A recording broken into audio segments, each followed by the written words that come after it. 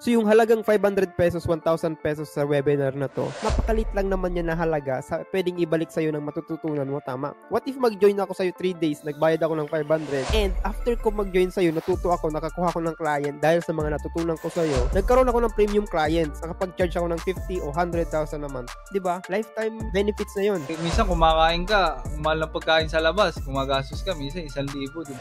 Alam ba, yung training ko, 3 days na training, tapos sa isang session, mga 3 hours yun. So, hindi pa pasulit yung magbayad ka ng 400 sa 3 araw na training. Matututunan mo naman yung itong software na to, di ba? Mag-invest ka rin sa sarili mo. Hello everybody, welcome back to the Low-Key Genius Podcast. I'm your host, Joel De Lima, and today in the show, I have my new friend, Elsinore Miranda, the owner of Ordinary Clothing. So, ngayon, napaka-exciting ng pag-uusapan namin kasi first time ko din makamit ng owner ng clothing line. So, Elsinore, welcome to the show. Thank you bro. Salamat sa pag-invite dito sa sa podcast mo. Oo. So, kwentuhan mo naman kami paano ka nagsimula and paano ka nag-start as a clothing line owner. Actually, matagal na to eh. Yung una kasi, naging business namin ng mga magkakaibigan, yung parang printing lang. So, bumili kami nung heat press. Heat press pa uso nun eh. Oo. Tapos, tumatanggap lang kami ng mga gawa galing sa ibang tao. Kumbaga, pa-print lang talaga. Medyo nagka-problema at alam mo naman, pagka-business. So, nangyari, yun, medyo nalugi rin yung business. Kasi hindi rin maasikaso masyado dahil may mga trabaho lahat eh. Tapos yun, naisipan ko ng gawa ng parang clothing. Actually, inspired siya sa, alam mo yung spoofs na na brand, yung mga spoofs din yung nila, mga parody yung nila, yung mga designs. Parang nakita ko na yun somewhere pero hindi masyadong familiar sa akin. Yan, meron pa rin sila ngayon, buhay pa rin naman yung spoofs. So, yun yung parang pinaka main inspiration ko. Tapos, at that time, parang medyo, hindi pa ganun kalaki yung yung industry ng local clothing brands. Pero meron na sigurong, tingin ko, ang mga sikat na brands nun, yung mga Nick Automatic, ayun, yung mga local. Yung sa Greyhounds mo yun, yung Medicina, ayan. Yun pa lang yung mga alam kong clothing nun. So, so bali ilang taon na yung clothing line mo ngayon? 5 years na rin ata kasi sinimulan ko yun mga 2015. Kaya lang, syempre, patigil-tigil kasi nga medyo ko lang siya, passion project. So, bali, nung una kasi, wala pa masyado talagang branding. Ang pangalan pa ng clothing ko nun is, English, The Seat Work. So, yun.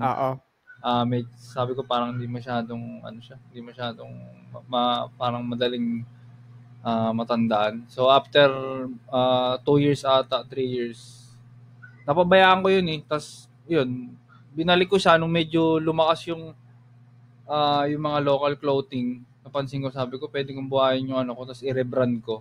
Ginawa kong Ordinary Clothing. So, parang minix ko yung medyo may pagka-streetwear, tapos mga parodies, ganun.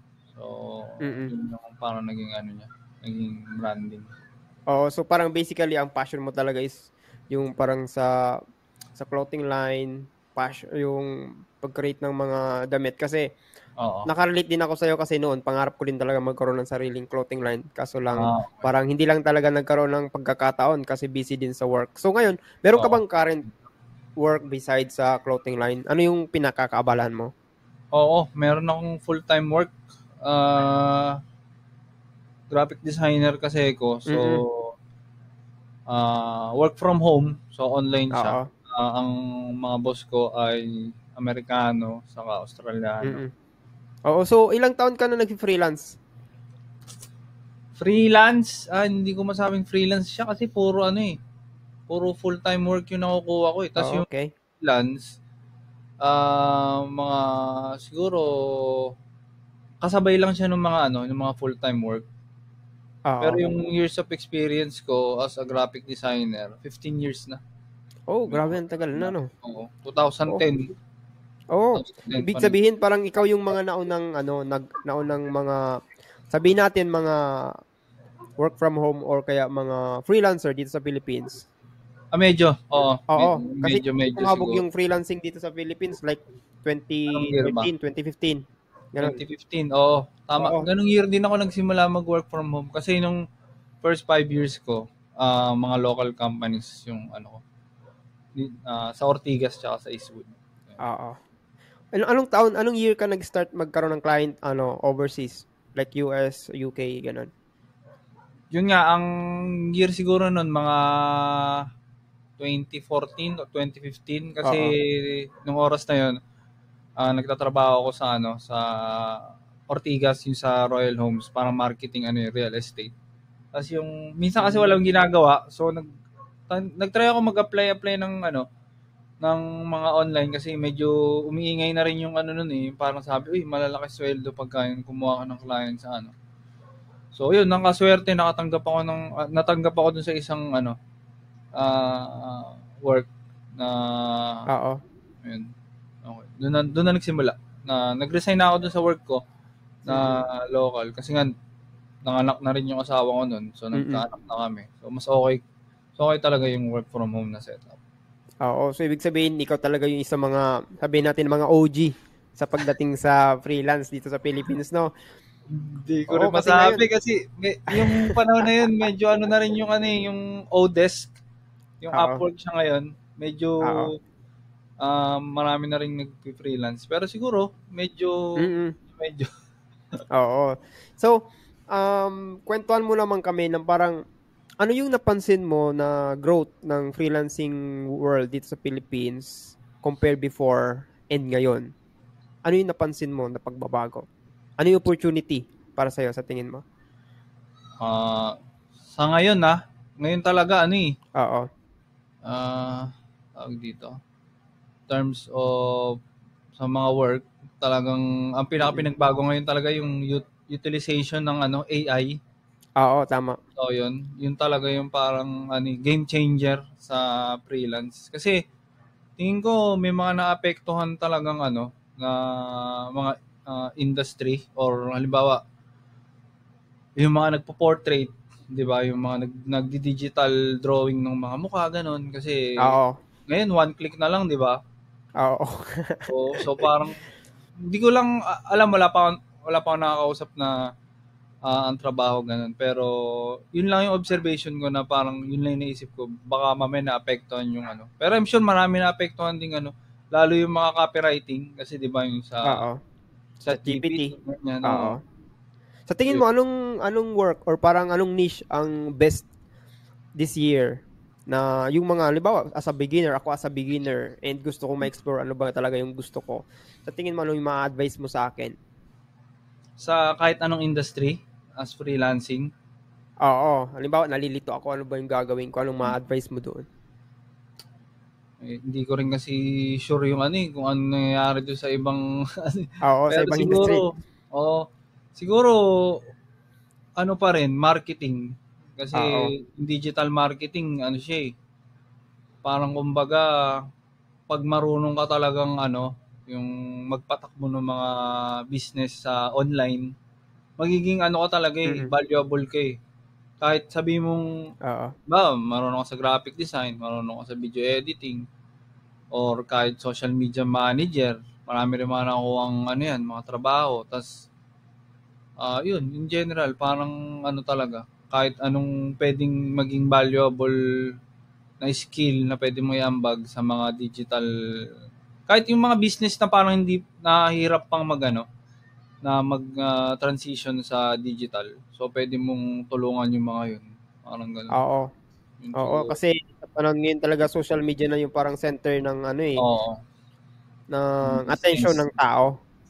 And kung may business ka talaga, the best kung meron kang social media accounts. And as a freelancer din, yun na yung opportunity mo na mag-create ka ng skills or magkaroon ka ng skills. Ano ba yung matutulong mo sa mga business owners when it comes to social media marketing? The best yun. So ngayon, pag-usapan naman natin bro yung yung clothing line mo kasi since passion mo siya, tama? Oo. So, gaano ka-importante na meron kang sabihin natin na passion or something na, halimbawa, aside sa work mo, yung parang may pinaglilibangan ka na something na kahit mahirap siyang gawin, pero masaya ka pa rin. Oo. Mahalaga talaga, lalo na sa, namin, dito sa field namin, which is graphic design kasi, Oo. kadalasan pagka graphic designer ka, talagang minsan gagawin ka lang robot nung mga ng mga kliyente mo eh. Oo, ganun talaga. Oo. Tapos very rampant na rin yung nababurnout kasi nga, yun nga, araw-araw, minsan paulit-ulit yung ginagawa mo, tapos minsan di ka naman pinapayagan na gamitin yung yung kumbaga mag-decide talaga kung ano yung outcome nung project. Halimbawa, parang yung gusto mo. ng 100% creative freedom. Pero which is part naman talaga ng yun, ng work bilang graphic designer is yung collaboration with with client na with client saka with other coworkers mo na hindi graphic designer. So, doon papasok yung, kumbaga, pag medyo nagsawa ka na doon sa ganung setup mo araw-araw, kumbaga, yung passion project mo na yun, kung ano man yan, kung mahilig ka man mag-drawing lang para sa sarili mo, or kung gusto mo parang, ayan, kagaya ko, yung dito ko na-express yung mga yung creative. Yung mga designs mo. Oo. Sa medyo, yun nga lang, medyo problema ka talaga pagdating sa yan nga, pagbebenta, marketing, kasi sa marketing. Hindi din madali talaga. Oo. So, kung siguro yung iba, mas pinipili na lang din yung mga passion project nila is yung hindi sila masyadong, hindi nila kailangan mong problema na ibebenta, gano'n. Kumbaga, para lang mabusog talaga yung nila, yung kumbaga, ba tawag doon? Creative soul na. Parang malibang lang talaga sila, parang hobby. Halimbawa, para bumalik din yung yung creative nila, yung saya nila. Parang gano'n. Kasi iba-iba naman talaga yung way natin para malibang tayo pag burnout sa work. Kagaya mo sa graphic designs, na-experience ko din yan kasi yung tipong gandang-ganda ka na sa gawa mo. Parang para sa iyo ang ganda na ng gawa mo, 'di ba? Tapos nung pina-review mo sa kanya, sabi nila pangit, hindi maganda, hindi naka-align sa brand team, parang gano'n. So yun, syempre, nakaka-burnout yun as a designer. Nasa LinkedIn ka pala. Oo, nagsisimula rin ako mag sa LinkedIn kasi nga. Ayun. Saan ka nag-aano ng client pala? Ha? Saan ka nagkukuha ng client? Iba-iba eh. Yung mga client ko, karamihan galing sa onlinejobs.ph. Doon talaga ako marami nakuha ang client. Tapos libre lang kasi doon eh. Oo, yun nga, libre lang. Saka hindi siya masyadong mahigpit, di ba? Tapos hindi malaki yung yung kaltas ng sahod mo. Oo. Hindi, actually, yung ibang makukuha mong work doon, wala namang kaltas eh. Kasi pag minsan direkta yun eh. Oo, direkta ka talagang i-hire eh. Kumbaga, yung platform lang talaga yung Kumbaga, sila na yung nagtatransact ng Sila na nagbabayad dun sa online jobs. So, yun. Sa ba? Sa Facebook, ayan, marami din. Kasi nga, nagkikreate din ako ng content. So, minsan nakaka-attract ako ng mga clients. Sa TikTok, ayan, kaya lang maraming scammer ngayon. So, ingat-ingat din. Parang yung mga clients mo, may local clients ka and may international clients ka. Oo. Yan. Kaso problema sa local kasi, medyo yung rates? Yung rates. Parang hindi nila parang iba yung tingin nila sa iba yung tingin nila sa pag nag-charge ka ng ng rate mo, sabihin mo sa ganitong design like 5K o 10K, isipin nila ang mahal para sa ganun. Hindi kasi nila yun eh. Hindi nila alam yung value ng graphic design talaga. Kaya maganda talaga mag-focus ka din sa international market kasi parang dun talaga parang yung nava-value yung ginagawa mo. Yan. Alam nila kasi talaga yung Pero meron ding mga barat, kaya lang yung barat dun sa ibang bansa, mas mataas pa rin yung rate sa Pero meron din namang mga nagbabayad ng tama dito sa Pilipinas. Meron din. So, ano magiging advice mo as a graphic designer sa mga taong gustong, matututuin mag-graphic design? Sa mga gusto matuto ng graphic design, ang ina-advise ko talaga, sa una, kasi halimbawa, iba-iba kasing way kung paano sila, halimbawa, may isang tao na parang gusto nilang pumasok sa freelancing, tapos nakita nila yung graphic design. So, kumbaga alamin mo na nila sarili nila kung paano sila na-curious. Tapos, sa umpisa, obserbahan mo na nila, no? Kumbaga, try nila muna mag-aral ng mga softwares, tapos hanapin nila kung saan sila pinaka nag-enjoy doon, no? Kung halimbawa, tinry nilang gumawa ng poster, tapos parang yun talaga yung na-enjoy nila. So pwedeng yun na yung tuloy-tuloy trigger nung nila na okay, sige, tutuloy ko na to kasi kadalasan ganun kahit ako nung bago lang ako sa graphic design, nung nakakuha ko nung first work ko kasi sa tarpaulin printing shop. So ako lahat talaga gumagawa doon. So yung panahon na yun, parang ang treatment ko talaga sa graphic design, trabaho lang talaga. So parang mag-in ka lang, out, tapos pagka-uwi mo, hindi mo na masyadong isipin yung trabaho mo. Hindi mo na isipin kung kailangan mo ba mag-improve, ganyan. Ayos ng portfolio. So wala. Tama. Ano talaga. Pero nung, yun nga, nakakuha na ako nung work sa Eastwood. So yun, nakakita ako ng mga graphic designer doon na malulupit talaga. Yun, doon ako na-inspire. Parang doon na nagano yung passion sa sarili ko na, ito na lang kaya ang ang kunin kong career. So, yun, parang pinaka-advice siguro talagang sa umpisa, siguro mga ilang months, itansyahin mo lang din muna. Pero kung nag-enjoy ka, yung pinaka na-enjoy mong gawin sa graphic design, halimbawa natuto ka ng Adobe Illustrator, ganyan, nag-enjoy kang gumawa doon. Siguro puruin mo na gawin mo para kasi pag gumawa ka na medyo hindi mo na-enjoy, tas para sa pera lang, mayari para tataparin ka. Parang galingan mo na kung saan ka masaya. Galingan mo na doon, huwag ka na maghanap ng iba. Parang ganun. Yun, doon kasi minsan nag-aalangan yung iba parang sabi. Oo. Parang iniisip nila, hindi naman ako gagaling, ganyan. Gagaling ka talaga kung palagi mo ginagawa. Kung gustong-gusto mo talaga yun lang yung way talaga para gumaling Kung gusto mo talagang gumaling, gagaling ka talaga. Kung gusto yun. Wala naman naging magaling na agad. Oo, yun nga. Practice ng practice. Pero bro, pinag-aralan mo ba yung graphic design? Parang nag-enroll ka ba ng course? Actually, ang course ko ng college, fine arts, kaya lang hindi siya main focus na graphic design talaga May mga subject kami pero konti lang, tas medyo hindi ko naman nagamit din yung Kaya kumbaga from scratch din ako Siguro konting fundamentals din sa art, kaya lang iba lang kasi yung mundo ng graphic design Kumbaga pag galing ka sa painting, puro painting kasi ginagawa namin nun fine arts. Although major in advertising kami nun, hindi rin masyado na focus sa advertising, medyo magulo yung namin, yung curriculum. Oo. Pero at least yung pinag-aralan mo pala sa college parang naka-align din naman sa ginagawa mo ngayon. Kasi karamihan ng mga freelancer is yung pinag-aralan nila sa college is hindi naka-align sa ginagawa nila ngayon, di ba? Malayo, di ba? Oo, malayo. Karamihan. Dati nga meron akong kwento ko lang. Meron akong nagpa-check up ako dun sa isang doktor, tapos nakita ko yung computer niya. Puro tutorial ng mga Adobe.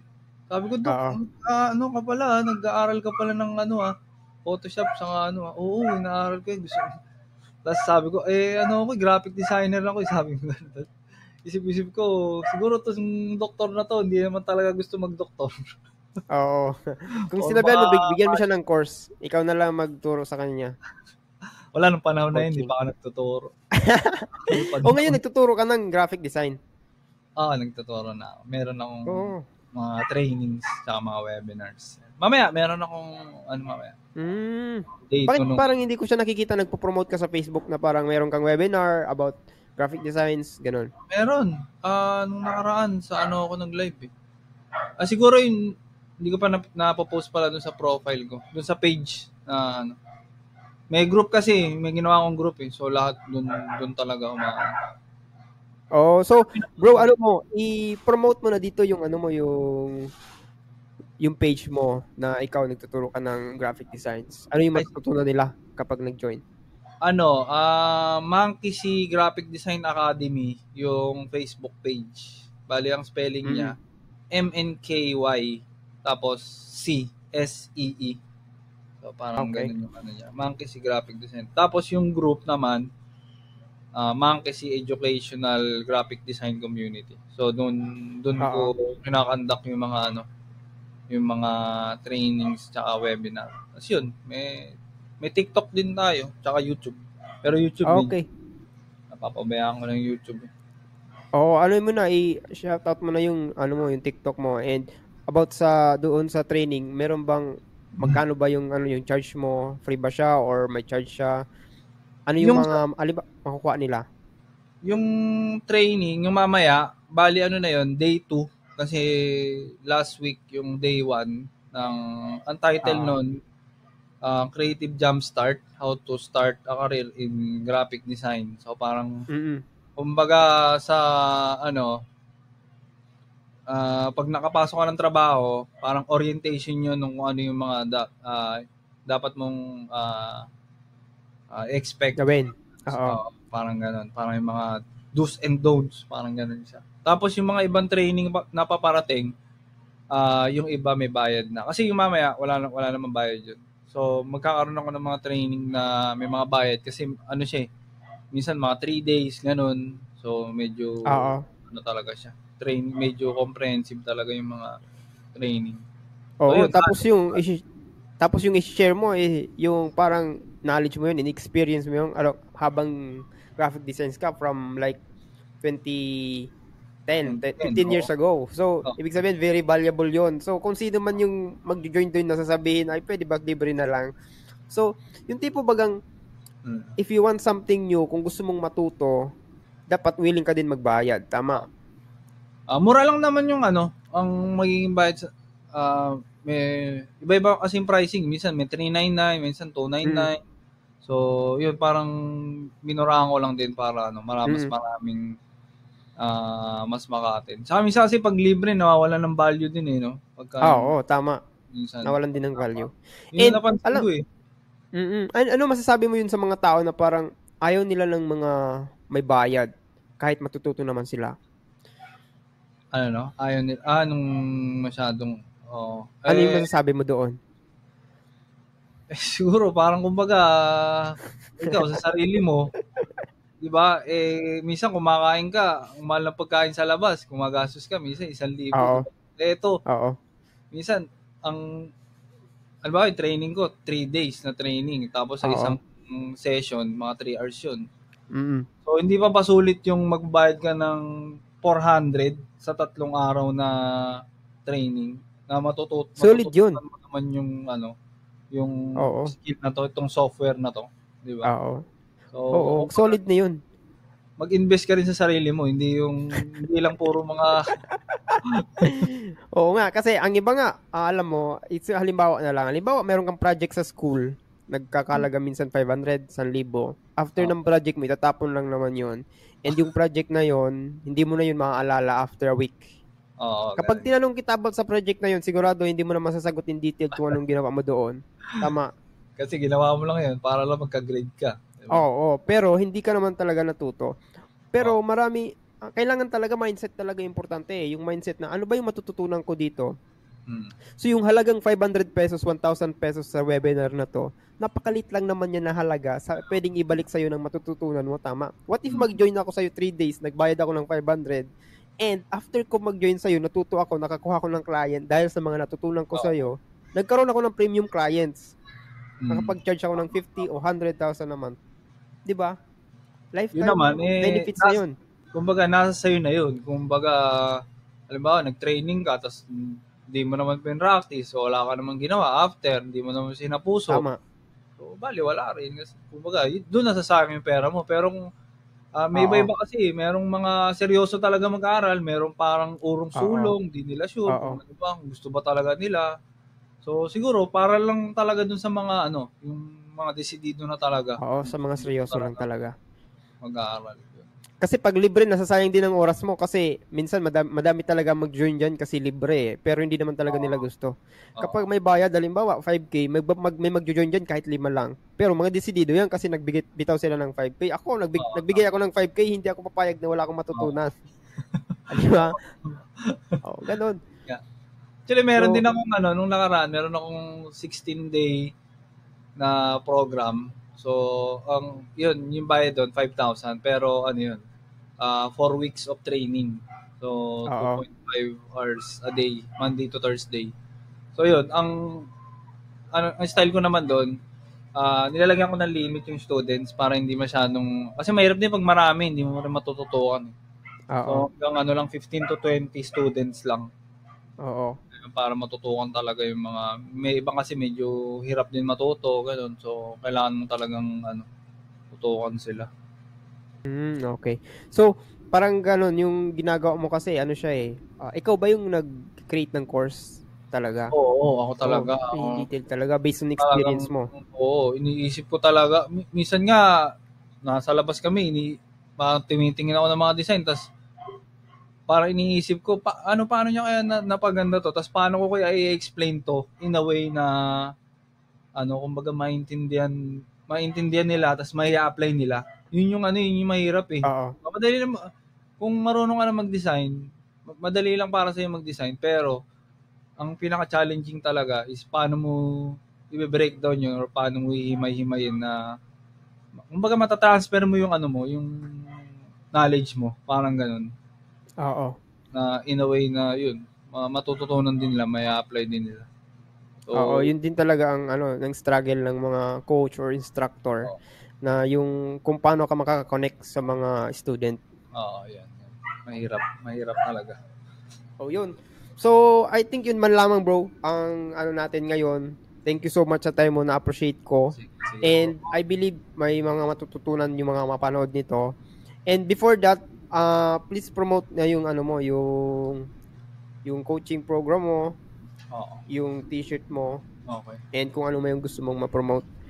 Sige, medyo dami ko rin kasi. Minsan hindi ko na mapagsabay yung dalawa, yung ang dami mong ginagawa. Madalas kong napapabayaan talaga yung clothing. Pero yun, promote ko na lang din yung ordinaryo clothing. So, yun, meron pa kaming mga ngayon, mga existing na mga designs. Check nyo na lang yung Shopee. Tapos mag-create na rin ako ng website kasi masyado nung malaki yung kaltas ni Shopee. At nagpapayaman ni Shopee. Tapos, yun, yung libro ko, ayan, meron ako libro. Pakita ko lang okay, libro. Sige. So, ito yan. Ito yung aking books. So, dalawa to. Ayan. Panimulang guide sa graphic design. Ayan siya. Ayos. So, ito yung, unang ginawa kong libro. Kailan mo yun ilo-launch? Hindi, na to. Launch na yan. Okay. Na ongoing na ang selling nito. Actually, medyo marami na rin nabentang to. Siguro mga 1,000 na rin mahigit sa Lazada, gabi. Sa Shopee. So, yun. Medyo nagmahal lang sa Shopee kasi nga, yun nga, mataas ang nila. Tapos, yan, may ebook version din ito. Tapos, yun, join kayo dun sa, kung gusto niyo matuto ng graphic design or kung gusto niyo mag-observe, join kayo rin sa Monkey C Educational Graphic Design Community. Medyo mahaba yung pangalan no? Yun lang naman. Tapos, yun, sa TikTok, follow nyo rin. Ano nga ba pangalan ng TikTok ko? Wait lang TikTok. Baka hindi ka pa nakapollow. Sa sarili mo. Wait lang. Ay. Monkey C, wait, ito pala yung profile. Monkey C Academy. TikTok.com Monkey C _academy. So yan, medyo maganda mga views ko sa sa TikTok. Okay. So, yun lamang guys. Thank you so much. And thank you so much also bro sa time mo. Na-appreciate ko. And good luck sa ano mo, sa coaching program mo, sa clothing line mo, and also sa book na ni-release mo. Sige. Good luck din sa ano mo, bro, sa podcast at salamat. Nag-enjoy din ako sa ano. Okay. Launching din yung t-shirt ng Loki Genius soon. Ayun pala, ganda rin. Simple lang. Pina-finalize ko pa yung mga kailangan, supplies and all. Sige, but soon, magla-launch tayo. Sige bro. Padalhan kita, bro. Yan, sige. Ano? Sorry. Padalhan kita. Ay, ano? T-shirt? Ay, sige. Oo. Okay. Kaya naman. Oo, sige. Thank you so much. God bless. Bro. Bye-bye. Okay.